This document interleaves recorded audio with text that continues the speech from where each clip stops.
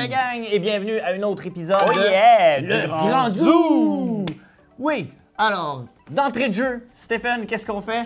Eh bien, comme d'habitude, on fait un jeu parce que nous, on aime ça, se faire du fun, on aime ça s'amuser. Et là, aujourd'hui, on va tester pour savoir si on est agile et si on est précis. Attention, c'est un jeu que j'aime beaucoup. OK, donc voici des verres, il y a une clé dedans et on va placer les verres devant. On va prendre la clé et on va la mettre sur le rebord de notre Bible ici. Et il va falloir la soulever pour qu'elle rentre dans le verre. Et la première personne de nous deux, Gustave, qui la rentre 2 fois, a gagné. C'est assez simple. OK? Est-ce que tu es prêt? Ben oui, ben oui. En 3, 2, 1, go! Oh! Oh non, faut pas qu'il tombe le verre ou... Ah non, il faut pas qu'il tombe, donc ça compte pas. Ah, ok. Allez, Faut que je me allez, c'est parti, dépêche. c'est parti. Mais j'étais pas loin. Oh! La pression, Stéphane! Ah, Stéphane, la pression! Ah! J'ai failli tourner ma Bible. Oh là là, mais j'y arrive pas, c'est terrible. Ah! C'était si près! Stéphane!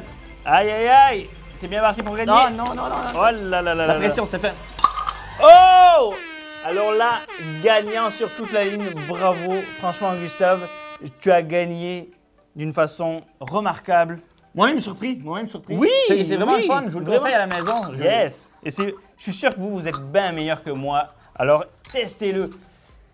Alors, aujourd'hui, on va pas parler de clés. Hein? Au Grand Zoo, j'en ai beaucoup de clés pour m'occuper de tous les animaux ici, mais on va pas s'occuper de clés, on va s'occuper d'âne aujourd'hui. On va parler d'une histoire avec un âne. Oh yeah, un âne. Hey, le savais-tu? Savais-tu que les ânes, ça a l'air qu'ils ont une excellente mémoire.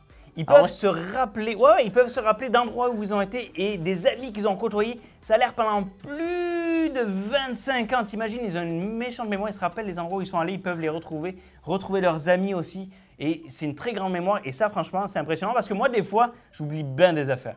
Oh, ben, pareil pour moi, moi j'ai toujours les listes pour comment nourrir les animaux qu'on n'a pas oublié. Pour être sûr, Puis une dernière affaire sur l'âne. Savais-tu que tu vas nous parler d'une histoire d'âne, mais il y a une histoire dans la Bible où il y a un âne qui parle. Pour vrai. Non, c'est pas dans Shrek. Il y a un âne qui parle dans la Bible, mais ça sera pour une prochaine fois. Oh, j'ai hâte d'entendre cette histoire-là aussi. Yeah. Mais celle qu'on a comme histoire aujourd'hui, elle est vraiment cool. Pourquoi? Parce que moi, j'aime Jésus et Jésus est impliqué dans cette histoire-là. Alors, l'histoire d'aujourd'hui, eh bien, c'est vers la fin du ministère de Jésus et c'est l'histoire où Jésus va entrer dans la ville de Jérusalem.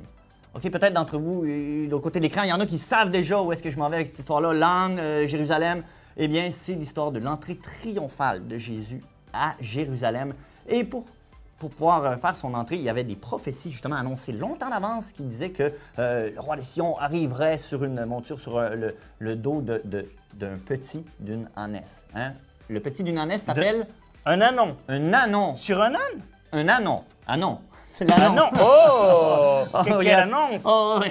Écoute, non. OK, ça, c'est écrit du petit de l'âne. Mais qu'est-ce qu'a dit Jésus à ses disciples pour rentrer dans la ville? Il a déjà annoncé ça à ses disciples. Il a dit, OK, voici, il en a choisi 2. Il a dit, tu vas te rendre dans le petit village juste avant Jérusalem, tout près du mont des Oliviers, et tu vas trouver là une ânesse et son petit.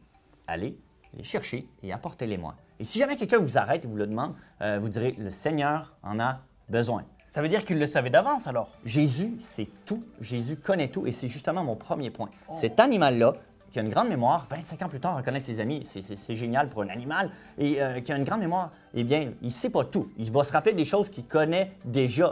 Mais les choses, Jésus, lui, les connaît avant même qu'il se passe. Jésus connaît tout depuis toute éternité. Il savait déjà là que dans ce village très précis se trouverait cette journée-là précisément le petit d'une ânesse. Et il a envoyé les disciples? Il a envoyé ses disciples. Il dit, allez-y, vas-y, va chercher ça.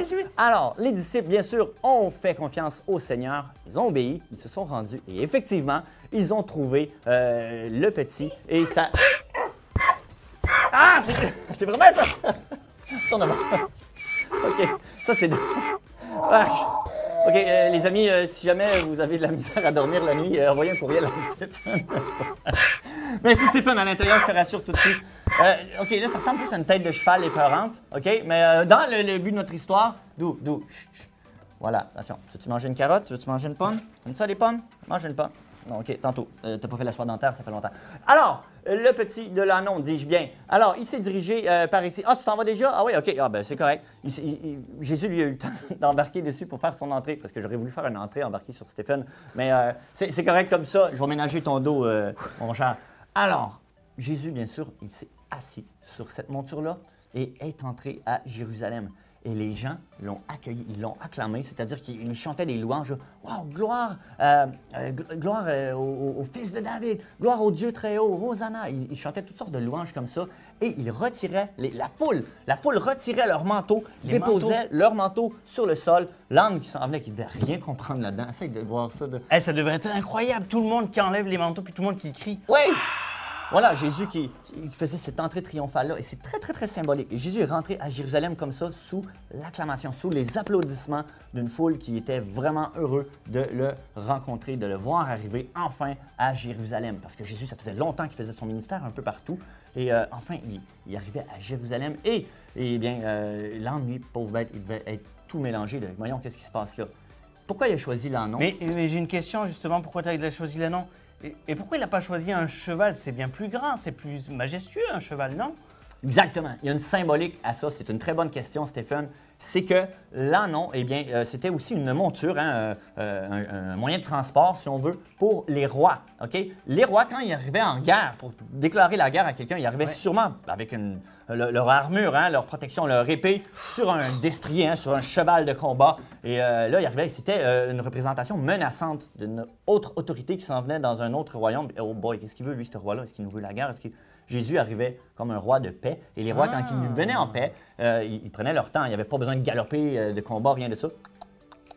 Ils s'en allaient comme ça, tout peinard, assis sur l'âne, et ils pouvaient se promener tranquillement comme ça. Parce que l'âne, c'est très endurant comme monture, et même si c'est petit, c'est très fort. Mais le Seigneur savait ces choses-là, connaissait parfaitement la parole de Dieu, savait parfaitement qu'il y avait un âne à ce moment précis-là. Et c'est la même chose pour nous dans nos vies, Stéphane. Ça, c'est bon, ça. Oui, c'est la même chose dans nos vies, il faut se le rappeler. L'ânon, là, souvent, s'il se compare lui-même au cheval, il dit « Oh, my, il me semble qu'il y en a des plus grands que moi, il y en a des plus forts que moi. » Puis souvent, on va se sentir comme ça. Ça va arriver. Moi, quand j'avais ton âge, j'étais le plus petit de ma classe et j'étais même le plus petit de 2 classes plus jeunes que moi. Okay? J'étais peut-être en 4, 5, 6e année et j'avais des amis en 3e année qui étaient aussi grands que moi, ou il y en avait dans leur classe qui étaient plus grands que moi. Alors, c'était facile quand tu es petit d'être impressionné. Mais le Seigneur ne regarde pas à la taille hein, que l'on mesure, vrai, il regarde au cœur. Heureusement pour nous deux, d'ailleurs. Et oui, bien sûr. Et oui. Et même si on est complètement imparfait, le Seigneur choisit ceux qui veut et qui écoutent son appel et qui répondent à son appel. Yes. Alors, je veux te lancer l'invitation aujourd'hui de répondre à l'appel de celui qui sait tout, qui connaît tout d'avance. De dire, ouais, Seigneur, même si je ne suis pas parfait, même si je ne connais pas tant de choses que ça et que j'en ai encore beaucoup à apprendre, c'est correct, eh bien, Seigneur, je veux juste te dire, me voici. OK? Utilise-moi. Utilise-moi comme... Il n'y a rien qui est trop négligeable pour toi, il n'y a rien qui est trop... Parce qu'avec les petites choses, tu fais de tellement grandes choses merveilleuses que on veut juste dire gloire à toi, Seigneur. Alors, aujourd'hui, je veux te faire une dernière illustration. Je veux faire un dernier test, Stéphane. Je pense qu'on a des lunettes fumées en dessous. Oh, OK? Des lunettes, on a mis un ruban adhésif complètement noir. Là. Tu verras rien à travers ça. Moi, j'en aurai pas besoin. OK? Alors, cache tes yeux. OK? Et je vais mettre un objet mystère. OK? En dessous d'une coupe. OK? Et il va falloir, sans que je te donne aucun indice, il va falloir que tu devines exactement qu'est-ce qu'il y a en dessous. Ceci dit, pendant que tu as des lunettes, juste te dire, on va imaginer, les amis à la maison et toi-même, imagine que pendant un instant, Dieu te donne une qualité que nous, on n'a pas, mais que lui seul a, c'est qu'il voit à travers toutes choses. Il voit toutes choses jusque dans le fond des choses, jusqu'au cœur des choses. Il voit dans nos cœurs. Il voit à l'intérieur. Nous, on ne voit pas. Moi, je vois du vêtement, puis bon. Mais le Seigneur voit même nos pensées, nos désirs, nos intentions. Il voit les motifs de pourquoi on fait les choses des fois. Il voit tout ça. Alors, pendant un instant, le Seigneur va te prêter cette qualité que lui a. Il va te la donner à toi pendant un instant pour notre jeu. Et toi, tu vas pouvoir deviner, grâce à sa toute puissance, à cette qualité-là, comment tu vas pouvoir deviner qu'est-ce qui est caché en dessous de ceci. OK? Alors, à 3, tu peux retirer les lunettes. 1, 2, 3. Essaye de deviner. Je ne te donne aucun indice, Stéphane. C'est en dessous. Essaye de deviner qu'est-ce qu'il y a en dessous de ça. Et là, il y a une pomme. Bravo, Stéphane! Comment t'as fait? Ben, c'est Elle est cachée derrière une cloche de verre. Non, mais parce que c'est du verre, fait que ça se voit. Exactement, exactement. C'est ce qu'on peut retenir aussi comme leçon. Le Seigneur sait tout, le Seigneur connaît tout, voit nos intentions. Il voit même ce qu'on ne veut même pas avouer avec notre bouche. OK?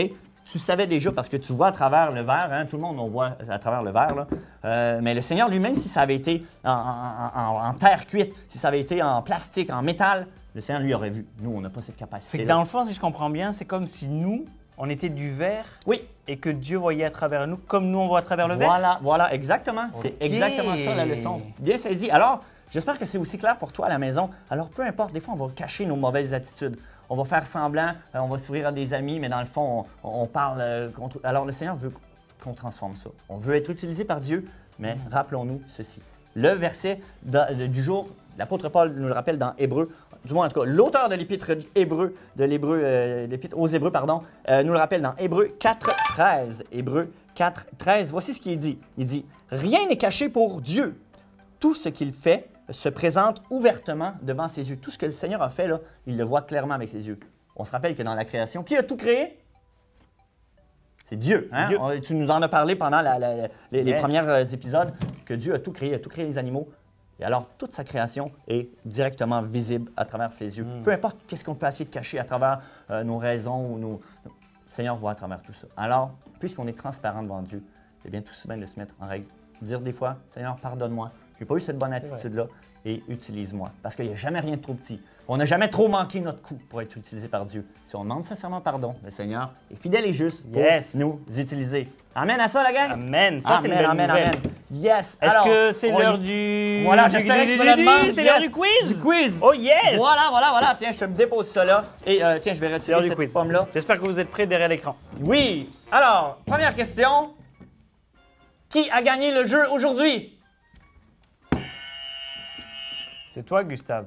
Yeah! Je l'ai juste l'entendre dire. C'est pas vrai. C'est pas dans le quiz, pas en tout. J'avais une intention pure, Seigneur, je plaisante. Okay? Bon. Dieu voit au travers de toi comme à travers le verre. Tout le monde a écouté. Hey, oui, t'en as gagné deux, j'en ai gagné deux. On est aussi bon et le Seigneur veut nous utiliser. Amen. Justement, est-ce que vrai ou faux, est-ce qu'on doit être parfait pour être utilisé par Dieu? Facile, ça. Ben non, parce que personne n'est parfait. Et voilà.